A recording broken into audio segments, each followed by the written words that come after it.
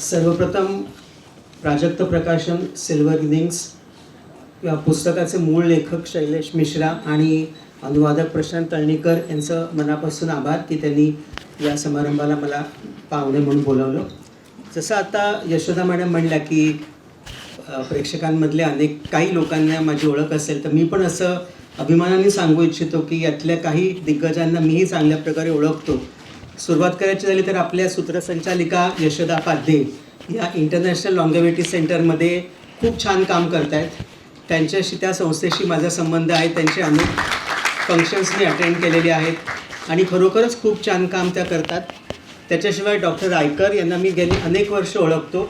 अथश्रीशी निगडीत ते आहेत.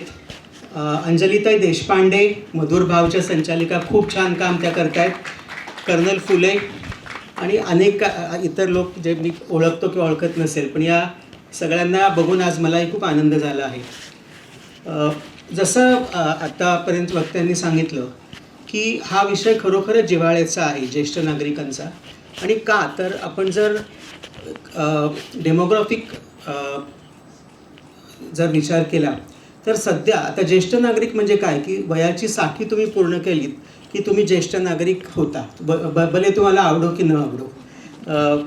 बरेच ज्येष्ठ नागरिक हे 70-80मध्ये सुद्धा खूप ॲक्टिव्ह असतात आणि अनेक लोकांना मी सिनियर सिटीजन आहे असं म्हणून घेणं कमी वेळेला कमीपणाचं वाटतं.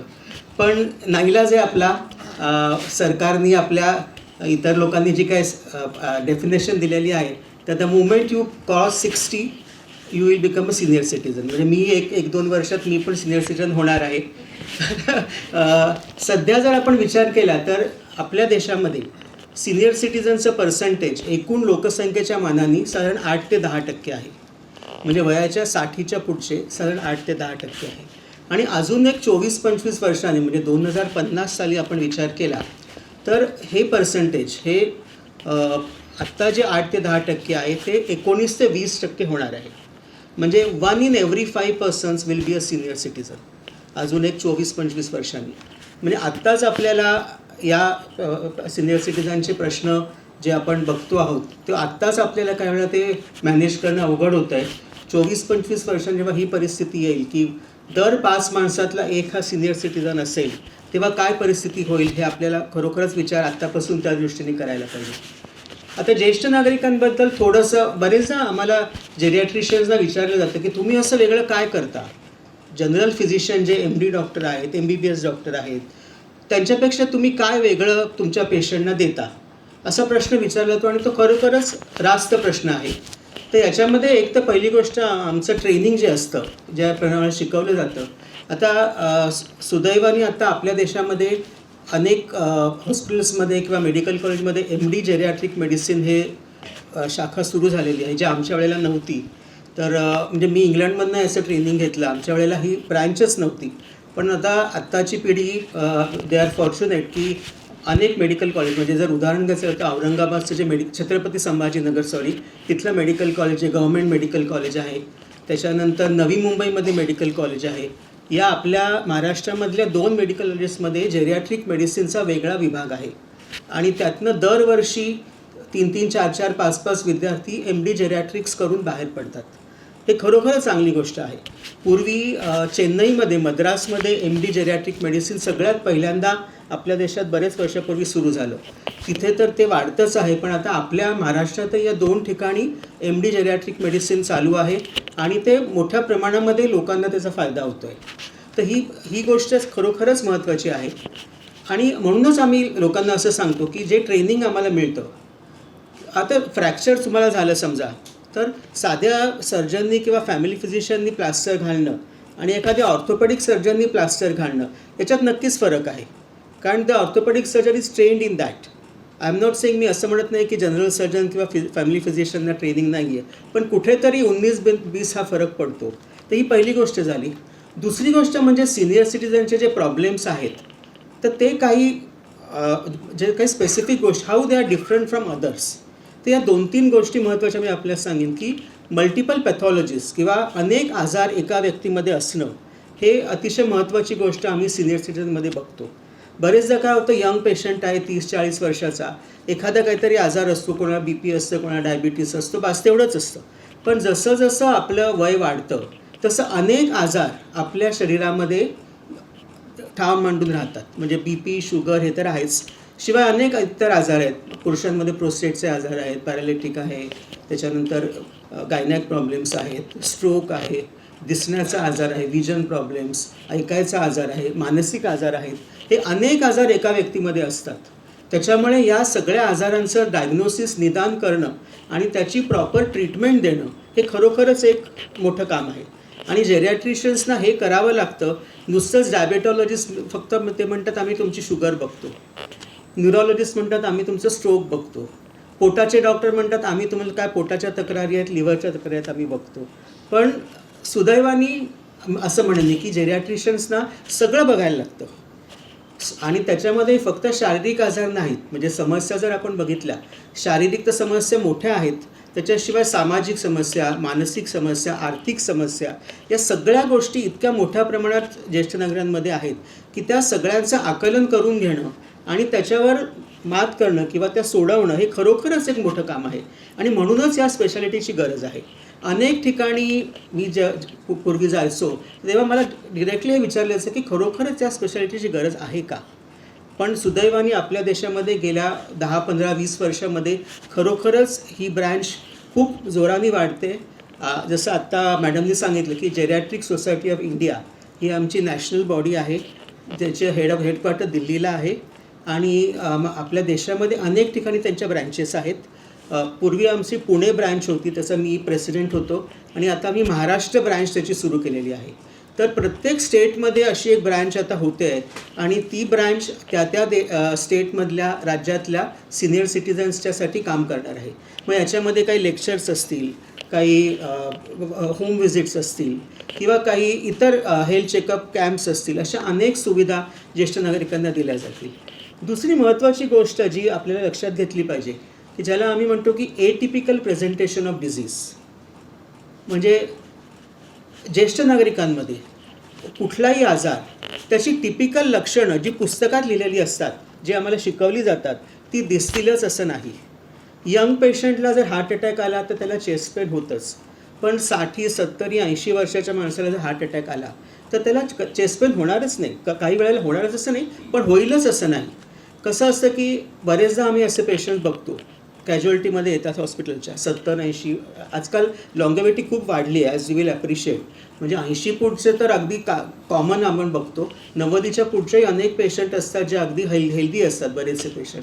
तर असे अनेक पेशंट कॅज्युअल्टीमध्ये येतात आणि कंप्लेंट सांगितली जाते की गेले 3-4 दिवस यांचं खाणं कमी झालं आहे किंवा ते झोपून राहत आहेत, ते उठत नाही आहेत, थोडेसे असंबद्ध बोलत आहेत. ॲक्यूट हिस्ट्री 3 ते 4 दिवस.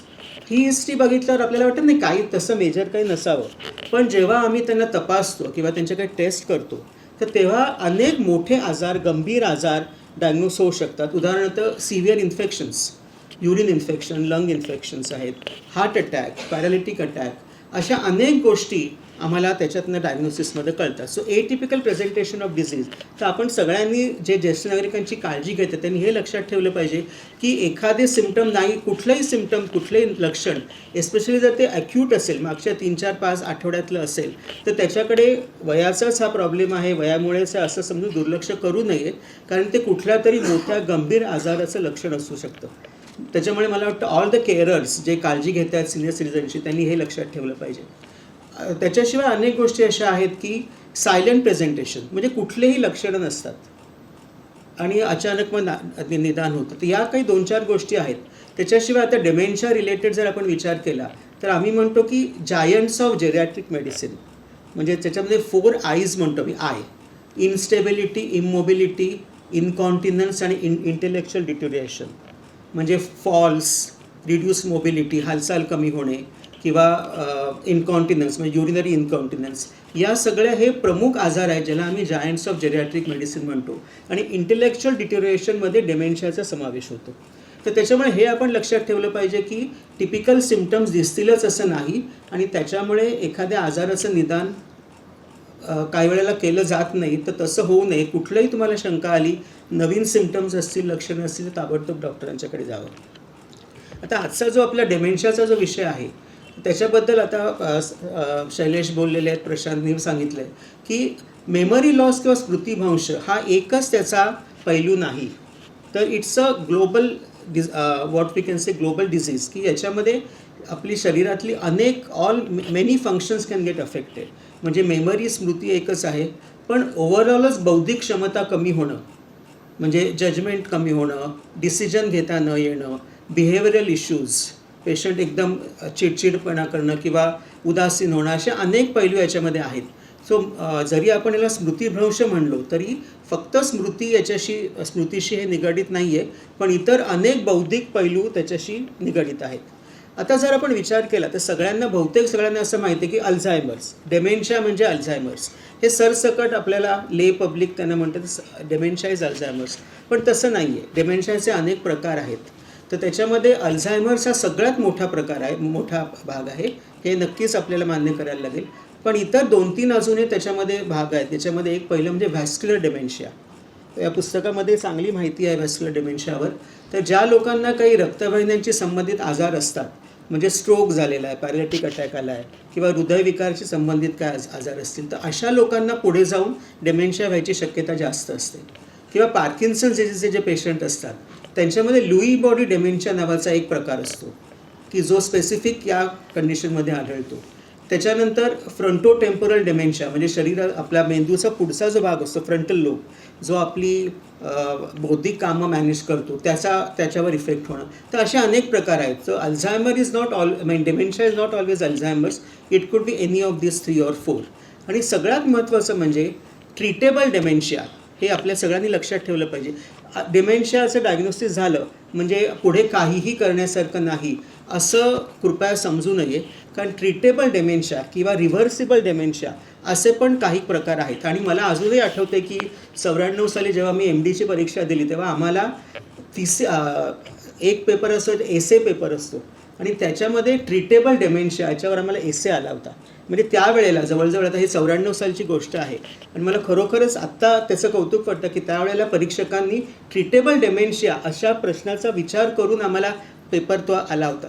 तर ट्रीटेबल डेमेन्शिया म्हणजे काय, की अगदी साधी कारणं आहेत. म्हणजे व्हिटॅमिन B12 डेफिशियन्सी. आपल्या सगळ्यांना माहिती असेल की व्हेजिटेरियन्समध्ये स्पेशली व्हेगन्स जे असतात, म्हणजे जे दूध किंवा दुग्धजन्य पदार्थ पण घेत नाहीत असे लोक, यांच्यामध्ये B12 डेफिशियन्सी जास्त कॉमनली आढळते. थायरॉईड डिसऑर्डर्स, त्याच्यानंतर लिव्हरचे आजार, किडनीचे आजार, काही इन्फेक्शन्स, त्याच्यानंतर मेंदूचे काही आजार, म्हणजे ब्रेन ट्यूमर आहे, किंवा ज्याला आम्ही एक आजार म्हणतो नॉर्मल प्रेशर हायड्रोकेफॅलस, म्हणजे ज्याच्यामध्ये डेमेन्शिया होतो, युरिनरी इनकॉन्टिनन्स होतं आणि पेशंटची हालचालही मंदावते. तर असे काही आजार आहेत की जे डेफिनेटली ट्रीटेबल आहेत. तुम्ही त्याचं निदान केलं, काही टेस्ट केल्यात, तर त्याची ट्रीटमेंट देऊन पेशंटचं कॉग्निटिव्ह फंक्शन किंवा बौद्धिक क्षमता, डेमेन्शिया, जो स्मृतिभ्रंश झाला तो बऱ्याच प्रकारात नॉर्मलला येऊ शकतो. तेव्हा पहिली गोष्ट आपण लक्षात ठेवली पाहिजे की जेव्हा आपल्या घरातली व्यक्ती किंवा एखादा पेशंट थोडंसं विसरायला लागतो किंवा थोडी त्याची बौद्धिक क्षमता कमी होते, तर यावेळेला आपण डॉक्टरांच्याकडे जाऊन या बेसिक टेस्ट करणं आवश्यक आहे.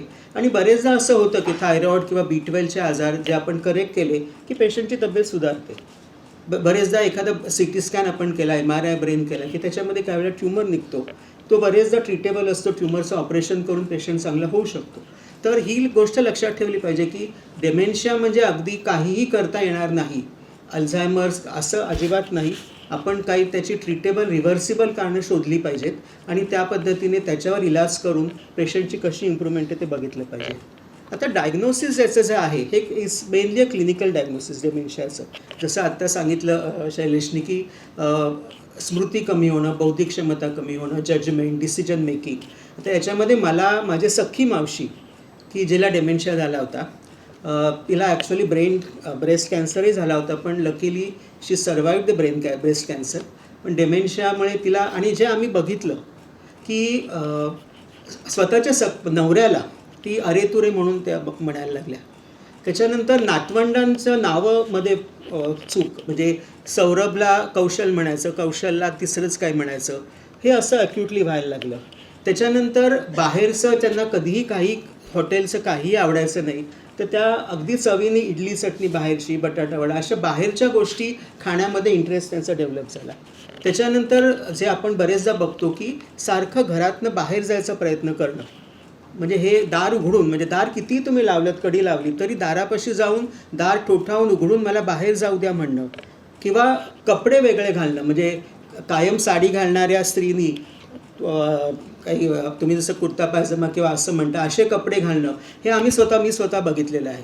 तेव्हा अशा अनेक गोष्टी होतात. आणि जसं प्रशांतनी सांगितलं की अशा स्टेजला जेव्हा आजार जातो तेव्हा मॅनेज करणे खरोखर अवघड असतं.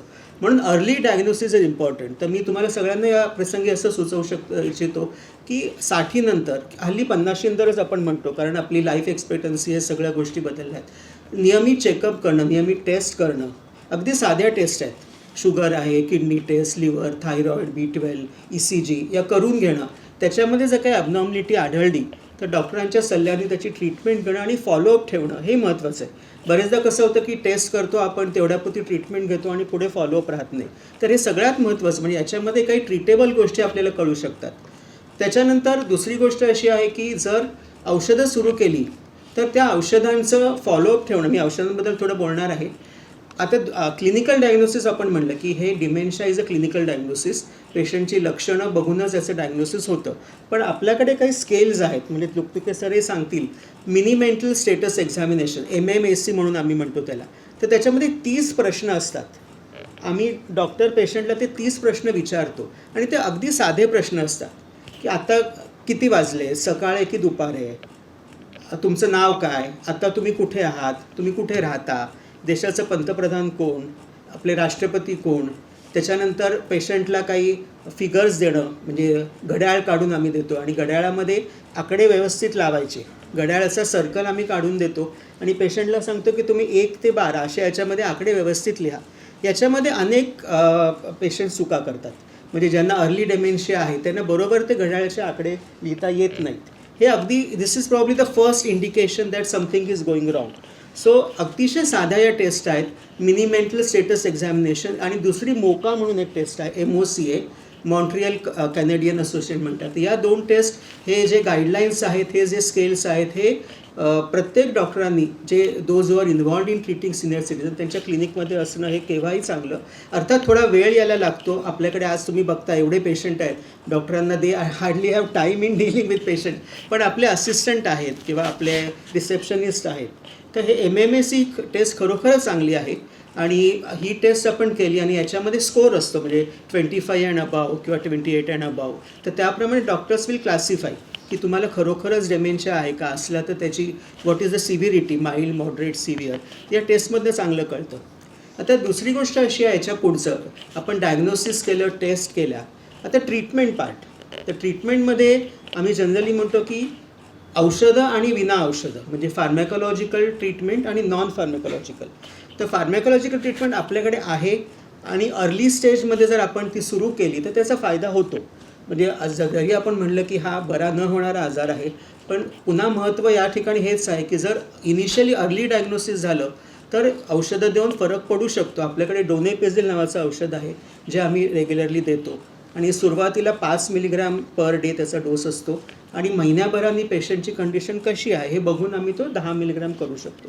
आणि अगदी एक्स्ट्रीम डेमेन्शिया असेल तर त्याच्यासाठी मेमॅन्टिन म्हणून एक औषध आहे आणि हल्ली दोन्हीचं कॉम्बिनेशन पण अवेलेबल आहे, म्हणजे डोनेपेझिल इन कॉम्बिनेशन विथ मेमॅन्टिन.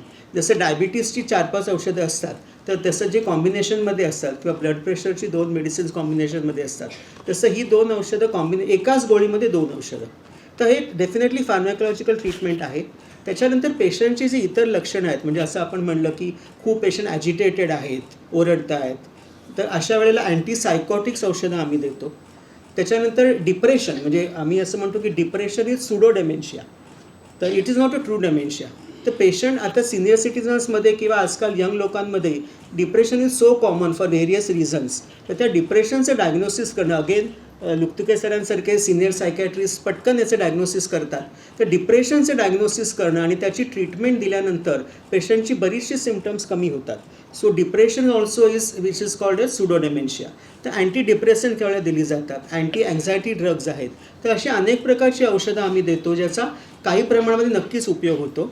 आणि मुख्य म्हणजे नॉन फार्मॅकोलॉजिकल जे गोष्टी आहेत की ज्याच्यामध्ये केअरिंग ऑफ द पेशंट, जसं आता मगाशी बोललो की पेशंटची मानसिक अवस्था चांगली ठेवणं, त्यांना आनंदी वातावरणात ठेवणं, जो काही त्रास होतो आहे तो कमी कसा होईल हे बघणं, ह्या गोष्टीचं पण खूप महत्त्व आहे. आणि केअरिंग फॉर द केअर असे खरोखरच म्हणजे या टॉपिकवर लेक्चर्स असतात कॉन्फरन्समध्ये आमच्या. केअरिंग फॉर द केअरर्स म्हणजे काळजीवाहकांची काळजी कशी घ्याल, ते खरोखरच मोठा विषय. आता कसं असतं हल्ली आपली परिस्थिती अशी आहे की देशामध्ये मुलं सगळी फॉरेनला असतात आणि आजी आजोबा दोघेच घरी असतात. तर 80 वर्षाच्या आजी 85 वर्षाच्या आजोबांची काळजी घेतात, ही वस्तुस्थिती आहे. म्हणजे तुम्ही कितीही बाहेरनं मदत दिलीत, होम हेल्प आहे, ब्युरोज आहेत, अमकं आहे तमकं आहे, पण शेवटी त्या 2 व्यक्तींनाच एकमेकांची काळजी घ्यायची असते. आणि हे कसं शक्य आहे बघा, म्हणजे 85 वर्षाच्या व्यक्तीची काळजी जर 80-82 वर्षाची व्यक्ती घेत असेल, तर त्या काळजीवाहक व्यक्तीला सुद्धा अनेक समस्या, अनेक व्याधी असतात. तर अशी व्यक्ती दुसऱ्या व्यक्तीची काळजी कशी घेऊ शकेल, म्हणजे हा खूप गंभीर विषय आहे. आणि याच्यावर पुस्तकंही अनेक आहेत. जसं मी म्हटलं की कॉन्फरन्सेसमध्ये पण हा विषय अनेकदा आमच्या चर्चेत घेतला जातो. तर केअरिंग फॉर द केअरर्स, तर त्यांची पण काळजी घेणं, जसं प्रशांतने सांगितलं, अनेक त्यांना आर्थिक गोष्टी असतील, शारीरिक व्याधी असतील, त्यांना ते सुद्धा बघून त्यांनासुद्धा योग्य ती मदत करणं, तर हा सुद्धा एक महत्त्वाचा भाग आहे. तर अशा प्रकारे असं डेमेन्शियाचा आपण विचार केला तर व्याख्या काय आपण सांगितली, टाईप्स कुठले आहेत, ट्रीटेबल डेमेन्शिया, क्लिनिकल फीचर्स काय आहेत, डायग्नोसिससाठी आमच्याकडे ज्या स्केल्स आहेत MMSE, मोका आणि ट्रीटमेंट वाईज. तर असा हा साधारण प्रवास डेमेन्शियाचा आपला आहे. आणि या विषयाची जास्तीत जास्त जागृती होणं म्हणजे खरोखर जसं मी म्हटलं की जसं कॅन्सरचं आपण म्हणतो की if you diagnose early patients will recover, तर तसंच डेमेन्शियाचं आहे. थोडीशा वयोमानाप्रमाणे आता आपण विसरणार, हे सगळं ठीक आहे, म्हणजे त्याला आम्ही माइल्ड कॉग्निटिव्ह इम्पेअरमेंट म्हणतो. म्हणजे जसं वय वाढतं तसं थोडंसं विसरपणा येतो, पण that is not dementia. So प्रत्येक माणूस 60-65 जर विसरत असेल तर it is not always age related, it could be dementia also. तर अर्ली डायग्नोसिस, डॉक्टरांशी सल्ला घेणं आणि त्याप्रमाणे ट्रीटमेंट सुरू करणं, ट्रीटेबल डेमेन्शियाचा विचार करून त्या संबंधाने ट्रीटमेंट घेणं, या सगळ्या गोष्टी जर केल्या तर नक्कीच रुग्णांना फायदा होतो. आणि आपल्याकडे जसं आज अनेक लोक आलेत, ह्या ज्या संस्था आहेत किंवा जे नर्सिंग होम आहेत, केअर होम्स आहेत, those who care for dementia patient, म्हणजे असे पेशंट घरी मॅनेज होणं खरोखरच अवघड असतं. तर अशा अनेक संस्था आज पुण्यात काम करत आहेत आणि खरोखरच चांगलं काम करत आहेत. अथश्रीमध्ये मी जात असे पूर्वी जसं बाणेरला, इथे मी असे अनेक पेशंट बघितलेत. तर यांचंही काम खरोखरच चांगलं आहे. पण जसं आपण आता म्हणलं की अशी वेळ शक्यतो कोणावर येऊ नये, इतक्या सिव्हिअर स्टेजचा डेमेन्शिया होऊ नये, एवढंच आपल्या. आणि ते कसं होऊ शकेल तर अर्ली पिकअप, अर्ली डायग्नोसिस हे आपल्याला त्याच्यामध्ये लक्षात घेणं महत्त्वाचं आहे. तर मला वाटतं एवढं सांगून मी थांबतो.